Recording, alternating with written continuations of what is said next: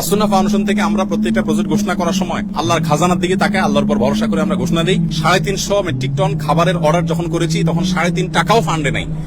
এই পারপাস আগের বছরে কিছু টাকা আছে, এই বছরে নতুন 3.5 টাকাও আসে, অর্থাৎ এখন আমরা ঘোষণাই করি নাই। এই বন্যা কেন্দ্রিক কোনো ঘোষণার আগে অলরেডি আমাদের পার্চেসিং এর জন্য অর্ডার দিয়ে ফেলছে, আল্লাহর ভরসা করি। এরপর আল্লাহ তাআলা আমাদেরকে নিরাশ করেন না, হয়ে যেতে থাকে। আর আমি সবসময় একটা কথা বলি, আসুন্নাহ ফাউন্ডেশন, অনেকে বলতে পারেন ভাই এত বড় স্কেলে কাজ করেন, টাকা আসে কোত্থেকে?